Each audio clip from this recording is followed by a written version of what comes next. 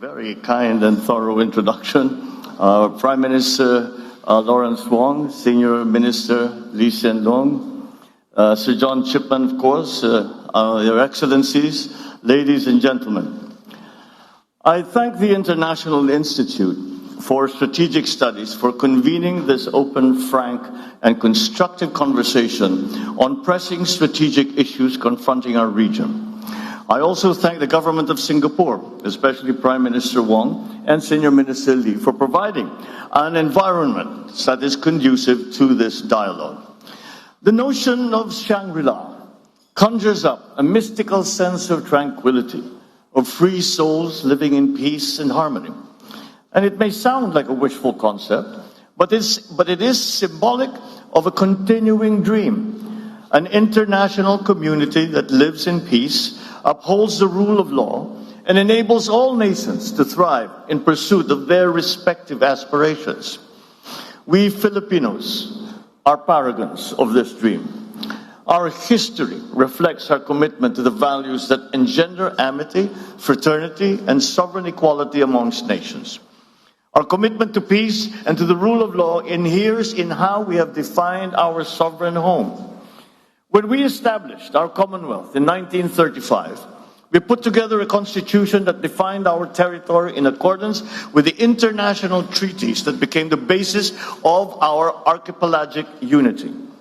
The Treaty of Paris between Spain and the United States crystallized our islands into a cohesive whole. The Treaty of Washington clarified the extent of our sovereignty and patrimony and a line set by international powers. We sought to uphold and preserve the integrity of our country's physical unity through international law.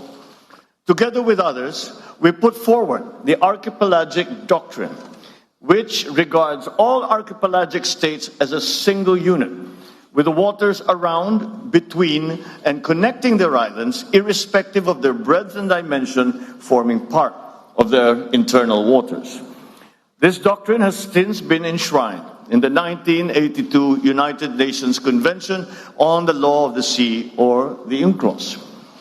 The same convention also clarified the limits of each state's maritime zones and defined the extent with which they could exercise sovereignty, their sovereign rights, and jurisdiction over those zones. Accordingly, we have made a conscious effort to align our definition of our territory and our maritime zones with what international law permits and recognizes. This has been inscribed in Article 1 of our Constitution. As Senator, I was proud to co-sponsor our Archipelagic Baselines Law, which defines the basis of our maritime jurisdictions. As President, I look forward to signing our Maritime Zones Law, which will clarify the geographic extent of our maritime domain. Our efforts stand in stark contrast to assertive actions that aim to propagate excessive and baseless claims through force, intimidation, and deception. In the West Philippine Sea, we are on the front lines of efforts to assert the integrity of the UNCLOS as a constitution of the oceans. We have defined our territory and maritime zones in a manner befitting a responsible and law-abiding member of the international community. We have submitted our assertions to rigorous legal scrutiny by the world's leading jurists. So the lines that we draw in our waters are not derived from just our imagination, but from international law. We have on our side the 1982 UNCLOS and the binding 2016 arbitral award, which affirms what is ours by legal right. In this solid footing and through our clear moral ascendancy, we find the strength to do whatever it takes to protect our sovereign home, to the last square inch, to the last square millimeter. The life-giving waters of the West Philippine Sea flow in the blood of every Filipino. We cannot allow anyone to detach it from the totality of the maritime domain that renders our nation whole.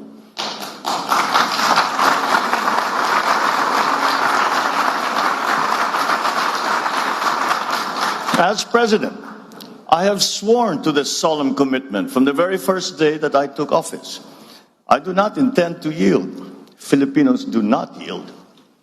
Ladies and gentlemen, we are not only unyielding in protecting our patrimony, our rights, and our dignity as a proud and as a free country. We are also firm in our commitment to regional and global peace. We renew this commitment at this turbulent juncture of our history. I will repeat what I said at the United Nations almost 2 years ago. Amidst challenging global tides, an important ballast stabilizes our common vessel. Our open, inclusive, and rules-based international order is governed by international law and informed by the principles of equity and of justice. For the past 79 years, this rules-based order has allowed our region to flourish. The stability and the predictability that it has engendered has been crucial to the success of the stories of our region. Be it the post-war revival of Japan, the economic miracles of Korea in Southeast Asia, the rise of China and of India. When this world order was built in 1945, our forebears vowed to make the floors of the United Nations the last battlefield. We made a determination for humanity to survive and to never again be wiped out in another Holocaust. The Philippines has always been part of that history. Amidst the rubble of war, we were there, amongst the architects of the new peace. We stood on behalf of colonized peoples of Africa and Asia. We opposed attempts to dilute the inviolability of the right to self-determination. We helped enshrine the right to independence in the Charter of the United Nations. In 1982, we led our global community in unanimously adopting the Manila Declaration on the peaceful settlement of disputes. This affirmed that differences amongst nations must always be solved peacefully through legal and diplomatic processes, never through the threat or the use of force. Today, these norms are under significant stress. The world is facing a watershed moment. In our region, recent patterns of aggression and militarization and emerging arms races threaten our lands of promise with an uncertain future. In the midst of these significant shifts, I see 7 realities in the Indo-Pacific. First, the future of our region will be determined by many nations, each with its own unique experiences and aspirations. Yet, their respective agencies are being challenged by attempts to undermine our faith in prevailing international norms. Second, the strategic competition between China and the United States is permeating the evolving regional landscape. This rivalry is constraining the strategic choices of regional states. This contest is exacerbating flashpoints and has created new security dilemmas. Third, the region looks to ASEAN as the institution that will hold the center amidst these evolving dynamics. Yet, challenges threaten our unity and our centrality. Fourth, as geopolitics continues to permeate the global governance infrastructure, the role of bridge builders has become increasingly important to forge decisive multilateral solutions. Fifth, the global commons will continue to be crucial to the security of all states in the region. Access of developing countries to the high seas and to outer space and the peaceful uses of science and technologies is crucial to international development. Sixth, climate change remains a deadly challenge for the region and for the world.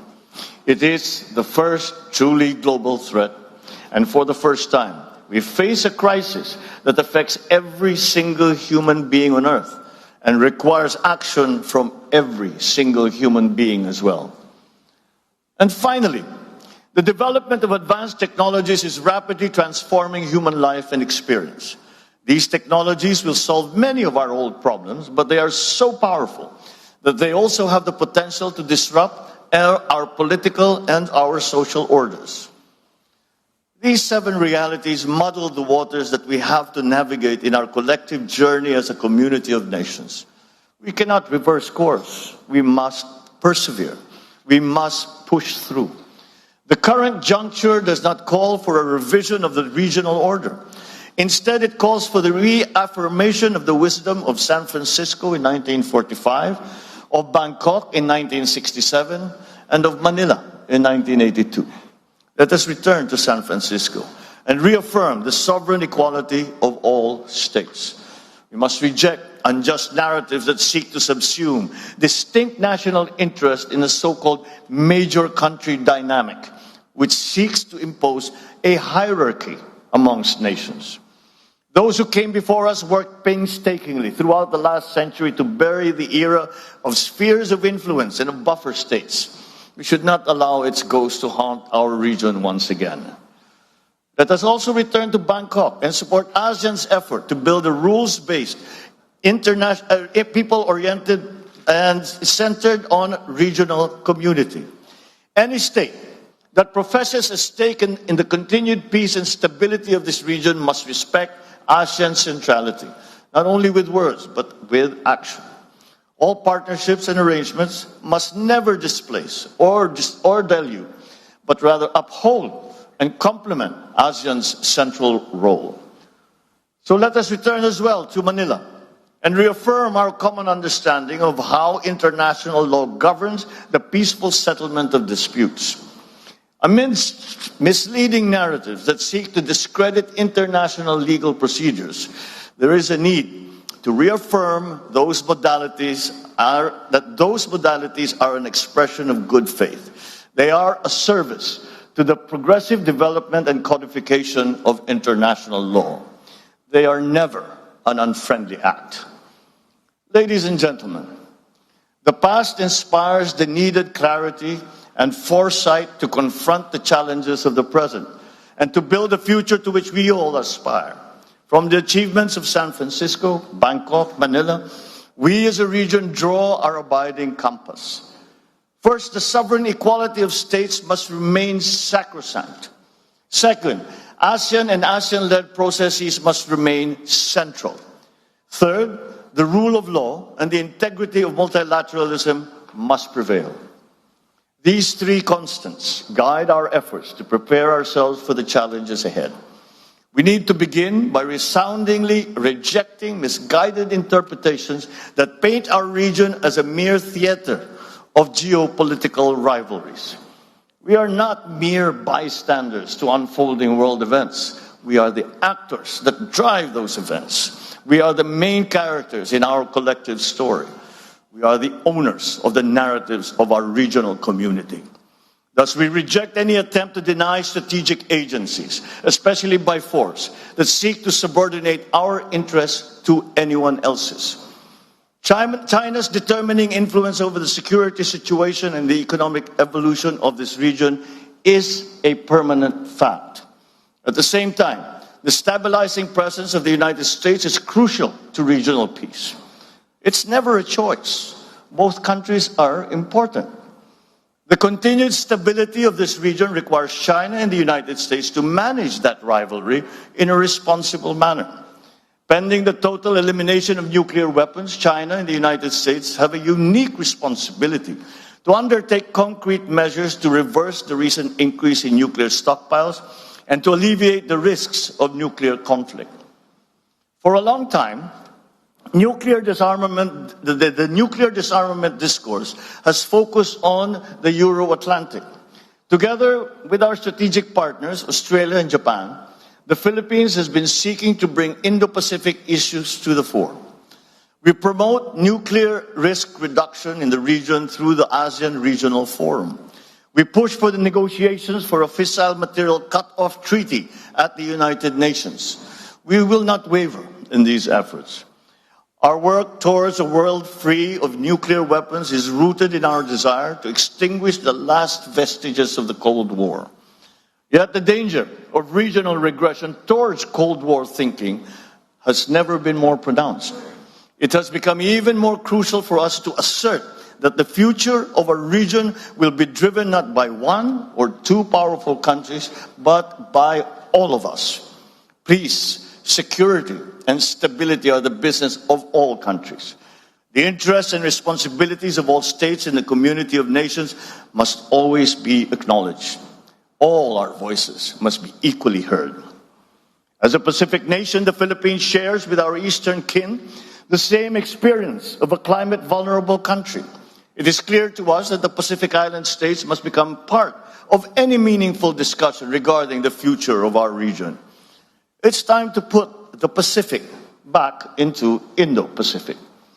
We also share with South Asia states similar aspirations as rapidly growing economies.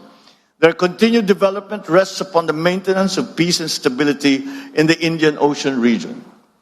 In the same vein, the economic security of East Asia depends upon the freedom of navigation and unimpeded passage in the South China Sea and in the East China Sea, and the stability of the Korean Peninsula and the Taiwan Strait. By virtue of geographic proximity and the presence of Filipinos in Taiwan, we have a legitimate interest in cross-strait issues. The Filipino people have a long history of fraternal bonds with the people on both sides of the Taiwan Strait. Peace and stability must prevail. Therefore, we continue to urge all parties to exercise restraint on the issue. Lasting peace in the Korean Peninsula, on the other hand, is a collective responsibility of the entire region. The DPRK must comply with all its international obligations under relevant UN Security Council resolutions and commit to constructive and peaceful dialogue with the Republic of Korea. Finally, any effort to resolve maritime differences in the East China Sea and the South China Sea must be anchored on international law, particularly UNCLOS. We must accord due regard to the legitimate interests of all parties and respect legally settled rights. We cannot afford any other future for the South China Sea other than the one envisioned by ASEAN, that of a sea of peace, stability, and prosperity. Unfortunately, this vision remains for now a distant reality. Illegal, coercive, aggressive, and deceptive actions continue to violate our sovereignty, sovereign rights, and jurisdictions. Attempts to apply domestic laws and regulations beyond one's territory and jurisdiction violate international law, exacerbate tensions, and undermine regional peace and security. But despite all this, the Philippines remains committed to the cause of peace upon which our constitutional order is premised.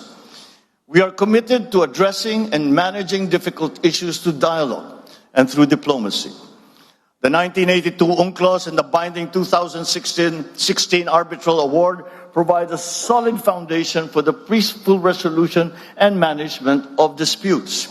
Our policy in the South China Sea is built upon these two touchstones. We will continue to work with ASEAN and China towards an effective and substantive code of conduct, one that is firmly moored in UNCLOS. As the world's second largest archipelagic nation, we have more sea than land in our territory. We are among 18 mega-diverse countries in the world, and we have the fourth longest national coastline. We will continue to build upon our significant footprint in enriching UNCLOS, the Convention on Biological Diversity, and the High Seas Treaty. As we work to uphold the rule of law in international affairs, so shall we build our capabilities to protect our interests in our own maritime domain and in the global commons. Under our comprehensive archipelagic defense concept, we shall develop our capacity to project our forces into areas where we must, by constitutional duty and by legal right, protect our interests and preserve our patrimony. And as we build our defense capabilities, so shall we continue to invest in diplomacy. Our commitment to ASEAN centrality shall remain a core element of our foreign policy. At the same time, we shall strengthen our alliance with the United States and our strategic partnerships with Australia, Japan, Vietnam, Brunei, and all the other member states of ASEAN.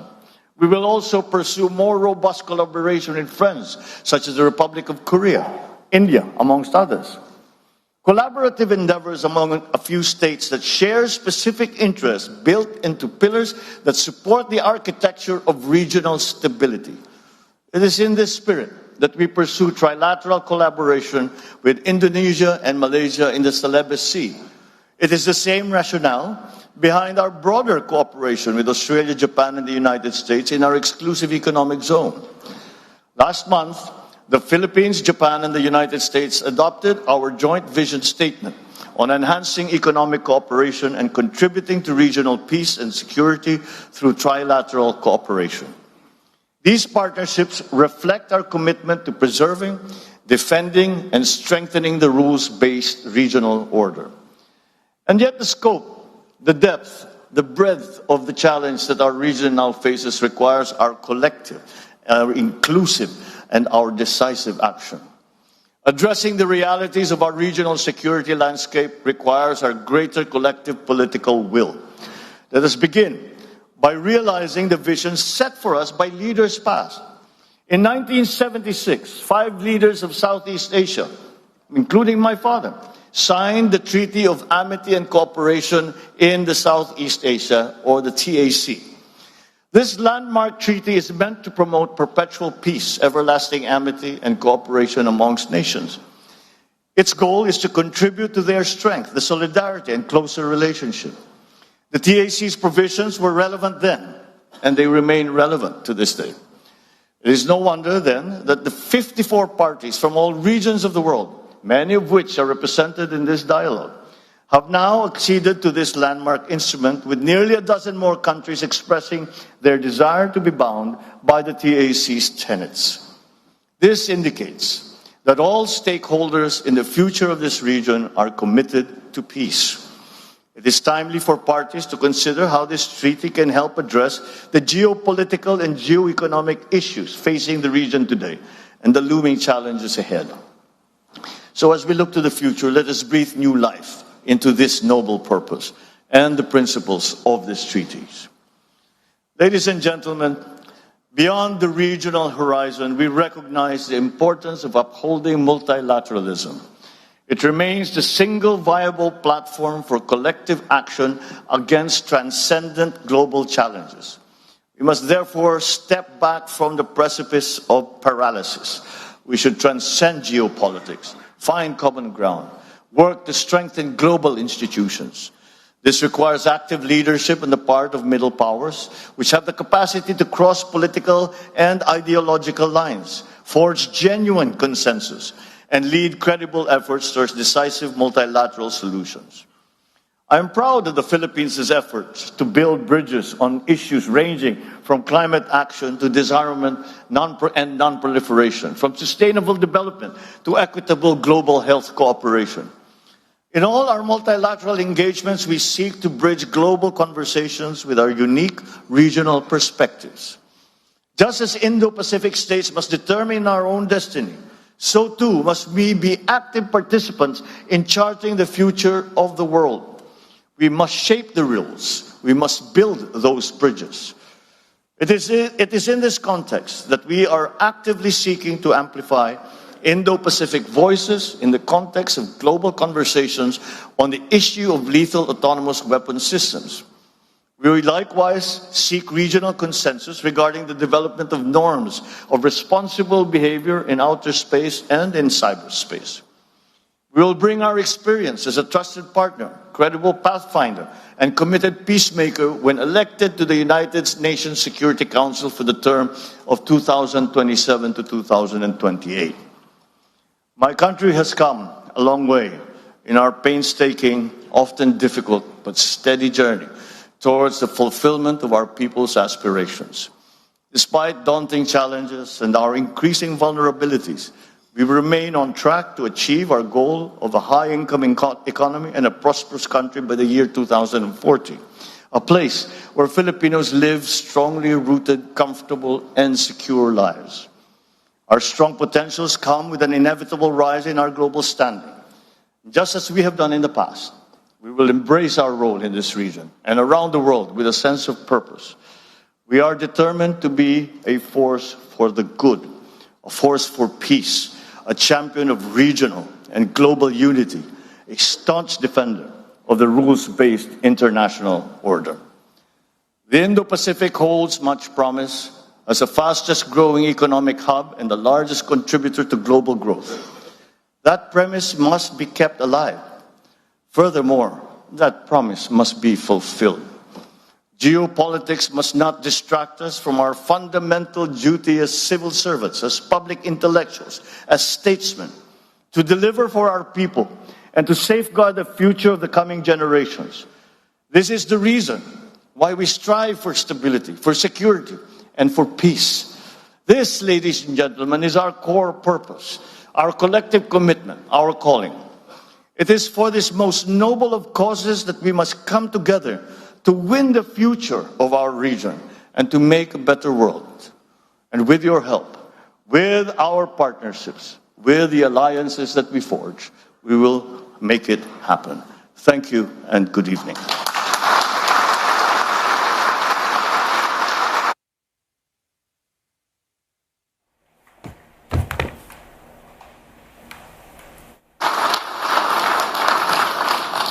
Thank you very much for an inspiring address. You've been kind enough to take perhaps 2 or 3 questions. So I will scan the room and see if an arm is raised or a hand or another gesture. There we are. If you were to stand up, sir, a microphone will come to you. May I remind you that we need a question and take no more than 60 seconds if you can, as will your successor. Thank you. Thank you very much, Chair. Give me this wonderful chance to ask a question to our President. Mr. President, I noticed in your speech you mentioned many times about ASEAN centrality. You review the TAC, which your father signed, that showed the bond of ASEAN. I think the ASEAN centrality is very important, but it's not. We cannot take it for granted. It comes from the ASEAN way, the 3 principles. First, mutual respect. Second, consensus building. Third, considerate other parties' comfort level. In my words, to put it simply, we can summarize it as 3 no's: non-intervention, and non-use of force, and non-hyping up hot spots. Only because of these principles strictly followed by ASEAN members and other stakeholders that we have ensured the ASEAN and East Asia at large for a long-lasting peace since the end of the colonial rules in history. So we cherish a lot. I fully agree with you. I support the centrality of ASEAN. And even some professor like Cashion Makboni, he suggests ASEAN is deserved to award the Nobel Peace Prize. I agree with him. Thank you very much. I think your question is, do you agree with me? So President Marcos, yes, please. My question is, President, in the eyes of the international community, some of your Philippines behavior in recent times, it now sounds like you really consider other parties' comfort level, and there is a risk of ruining the regional long-earned, long-lasting peace since the end of the colonial history. What's your comments on that? Thank you very much. Well, I cannot imagine what you must be referring to if the reference or the allusion is to the Philippines somehow tearing apart what we have agreed on with in ASEAN in terms of ASEAN centrality. Quite the contrary. I think if you examine more closely the remarks that I just made, I precisely focus on ASEAN centrality, and that the principles that are laid down that are involved in the concept of ASEAN centrality are some things that we must use to guide us. And if we have been distracted in the past years or so, then it's time for us to return and remember once again what ASEAN was created for. And that is to create an aggregation of nations that have very many common interests, and that can be, and that partnerships within that multilateral organization can help each other and help the region. And so the Philippines is still remains true to the principles that were established and upon which ASEAN was born. And I think, as I said, that many of these things we no longer speak of today, but we must, because they are as relevant today as they ever were, perhaps even more so, because the global situation is a great deal more complicated than it used to be before. I would even go far as to say there is no such thing as a regional issue any longer. We have all experienced the unexpected effects of the war in Ukraine, of the conflict in the Middle East, and all of these. And when we talk about the South China Sea, we have to also remember that the South China Sea is the passageway for half of the world trade. And therefore, the peace and stability of the South China Sea and the freedom of navigation of the South China Sea is a world issue. And that is what I am proposing. And I am saying that yes, it is a regional issue, but we must examine and be part of the discussion. We must include all parties in the discussion, because now it is not just ASEAN member states who are stakeholders, and it is quite easy to see that it is in fact the entire world that have become stakeholders in the peace and stability of our region. Thank you. I'll take one question. Yes, you, sir, with your hand up. If you stand up, it might attract magnetically a microphone towards you. Thank you very much. And immediately after your question, once you've identified yourself, I'll ask a third person for the final question. The President will take both. Thank you, sir. Thank you, John. It's Dimitri Sevastopoulos from the Irish delegation of two people. Another small country. President Marcos, I'm going to ask you a very direct question, if you don't mind, which is, if Chinese Coast Guard water cannons killed a Filipino sailor, would that cross a red line? And then can you also give us a sense of what are the actions that would trigger a request from Manila to Washington to invoke the US-Philippines Mutual Defense Treaty? Thank you. And I will ask as the last question, Justin Bakusal. Yes. If you could stand, I know you sought the floor, and if a microphone were to come to you, you're right over there. Thank you. And the President will then answer both questions. Thank you. You're one of our young leaders from ASEAN, so please go ahead. Magandang gabi, Mr. President. Good evening, Mr. President. My question relates to your vision for the force posture of the Philippines by the end of your term. So the Philippines has always discussed that the defense of our national territory is primarily our responsibility under the unilateral defense plan. So what specific force packages are you eyeing particularly in the next coming years? And what exactly are we to expect after Horizon 3 of the AFP modernization program? Thank you. Thank you. It is what the gentleman is referring to, the Horizon 3 acquisition program, is the acquisition program that our Department of National Defense has just completed. Then we are presently in the process of finding suppliers for all the different requirements that we have to build up our capabilities in the armed forces of the Philippines, and that we are hoping that these acts are just a deterrence, and we, as they say, to work for peace, prepare for war, and it is an unfortunate truth. But and that is why we have undertaken this long-term. It has been going on for many years now. This long-term plan of increasing the capabilities of our military and our civilians, such as the Coast Guard in the Philippines. To go back to the first question, what would happen if if there was an incident that ended up killing a Filipino serviceman, be they a Coast Guard or in the military and part of the Navy.